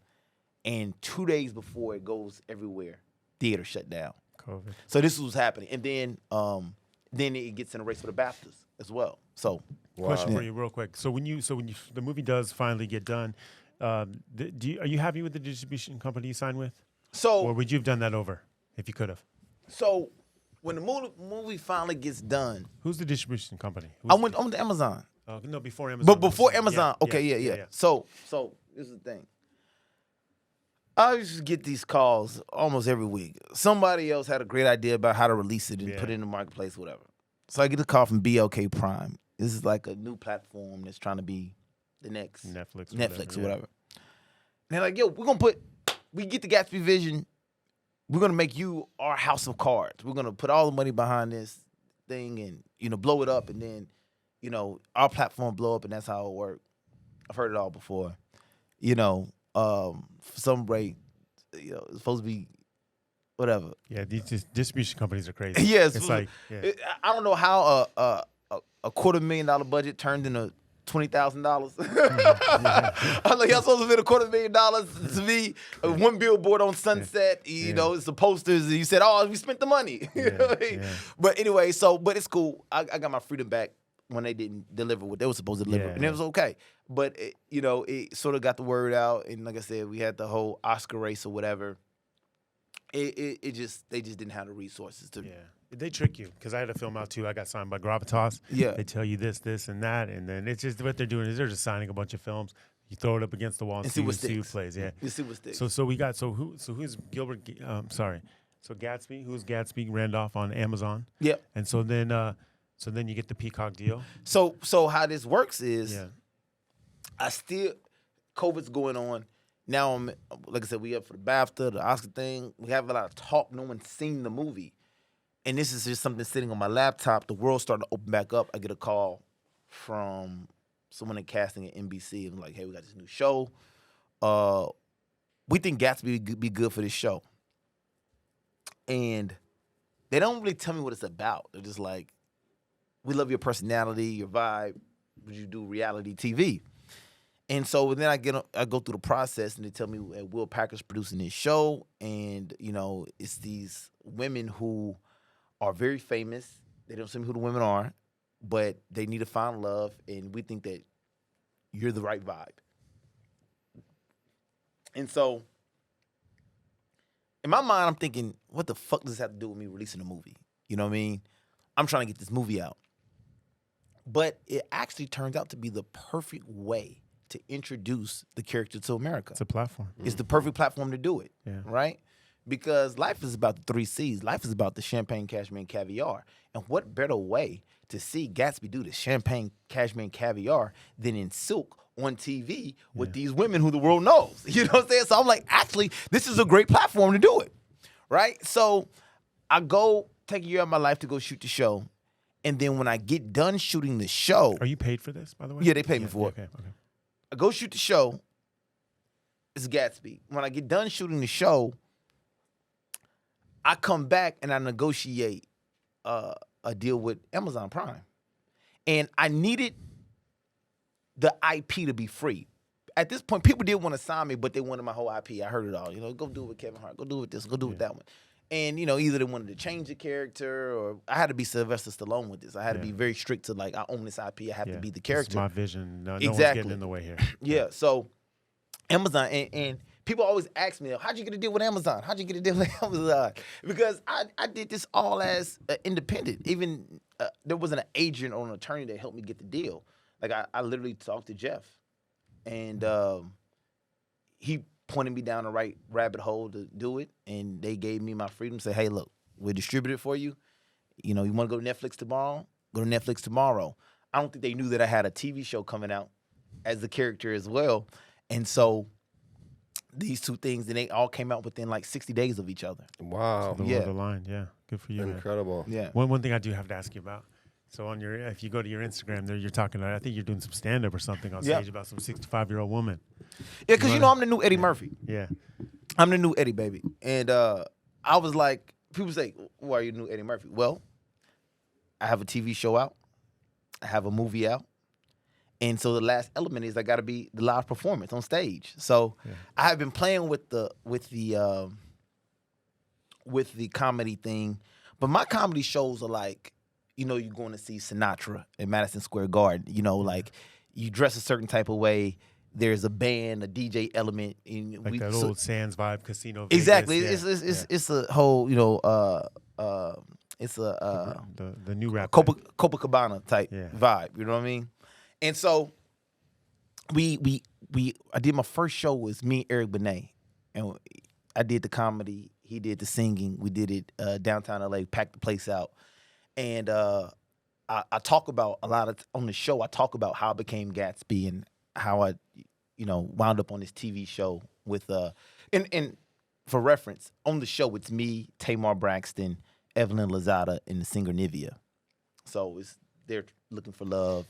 I'm bringing the vibe. So I have a whole love triangle between me and the whole older women Evelyn. thing is vibe because they're all older women. So Exactly. you got to play into that. Yeah. You know, because, you know, my age ranges from about 45 to 65. That's what like for my women pocket you is. like? For women, yeah. Okay, all right. Yeah. All right. I like something a little bit more seasoned, a little bit more aged. I like my women like I like my wine, you know. I need you to have 20 years of experience on you. And they have more experience. For Yeah, sure. yeah. And I've always been like that. When I was 21, I was dating an actress who was 20 years older than me. And I was in my dorm room. She was on TV. And I'll be like, I told you, that's my girlfriend. And so fast forward on the show, I talk about me fucking the 65-year-old. And I won't say fucking like that because that's how they say it on the show. Evelyn's like, he fucked this 65-year-old and told me about it. And there's this scene on the show where I'm asking Evelyn, like, well, what is the youngest guy you've been with? She was like, oh, I've been with a guy who's 30. I was like, oh, I've been with a woman, you know, 20 years older than you. And she's like, what? I was like, yeah, my oldest was, my range is about 65. And she was like, yeah, and she's like, 65. Tell me, how did that feel? What was that about? Now, here's the thing. Gatsby do old, but Gatsby don't do broke. You know what I'm saying? So, you know, I'll be fucking with the Royals and shit. You know what I'm saying? You know, vacation house and lake combo type shit. So, this woman is, you know, she has means. You know what I mean? And when you're fucking a 65-year-old, this is the weirdest shit. You know, like a younger person. Can I curse on here? Absolutely, man. Okay. When you're fucking a 65-year-old, the environment is a little different. Like I go to Soul House tonight, go home with a 25-year-old, they're gonna want to listen to like Trey songs or something to get in the mood, or Usher or something. You're like, a 65-year-old, they gonna fuck you to Beethoven. You know what I'm saying? So that's the thing. That's the thing. Like, you gotta be prepared for that. Like, I was like a James Bond movie. You know what I'm saying? Like, she came out in this robe and the Skyfall was playing, and it was like, and we had this whole, like, you know, had the whole floor of a hotel she had booked. You know, like I said, she got it like that. So, so Evelyn is like, but what did it feel like? Like, what did the pussy feel like? You know what I'm saying? When you was fucking her. I'm like, for me, every stroke felt like ching, ching, ching, ching. You know what I'm saying? I mean, it felt like I stuck my dick in a slot machine. I mean, so here's the thing. Because, and I don't give a fuck because, here's the thing. Younger women date older guys all the time, right? Mm-hmm. And grandmas need love too. I mean, they know me at a bingo match. They really do. You know what I'm saying? And yeah. And she's a beautiful woman. You know, age don't really. I like to live a life. You know, so age is never. Really, it's There's just no limit on age. No, the texture is just. It's just crushed velvet is the texture of the vagina. You know what I mean? Because you know what? It's not. Your penis has no age limit. Yeah, it's just a more. Yeah. So Gats, tremendous story, man. This was a good one, huh, guys? So Gats, tell us where we can find all your shows right now. Okay, so I'm on tour right now, and I am Gatsby Randolph Live is the show, and I'm coming to your city, starting with Nashville. I'll be in Nashville on November 13th, and April.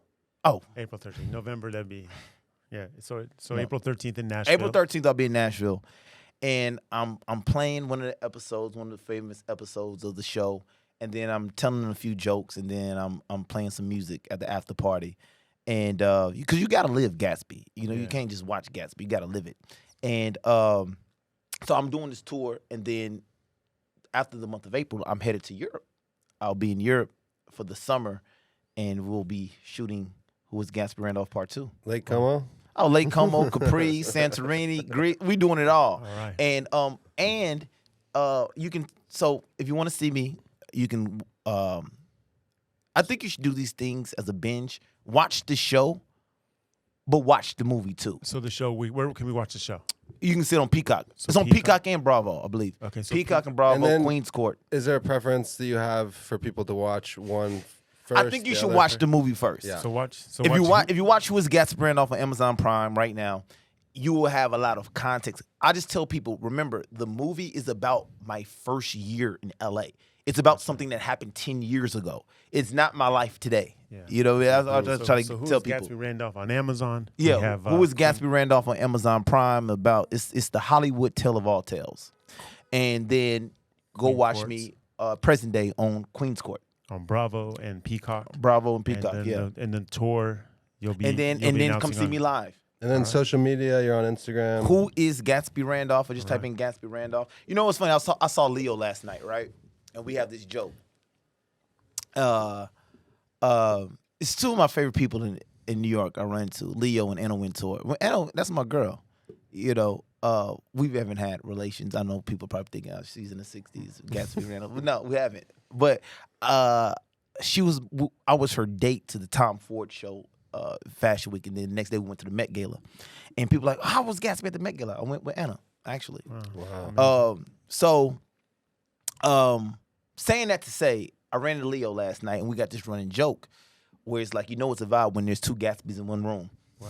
so if you want to see Gatsby Randolph, you go to Amazon Prime, you type in Gatsby, right? There's two people going to pop up. There's going to be a white Gatsby and a black Gatsby. I'm the black. Amazing. All right, guys. So Amazing. Hey, man. Thanks for we really coming appreciate you having you on the show. Oh, man, this is great. Episode 2, Gatsby, Kobe, Randolph. Thanks a lot, man. We appreciate it. Thanks. Thank you. Thanks for coming All on. love, baby. Thanks, man. Cool.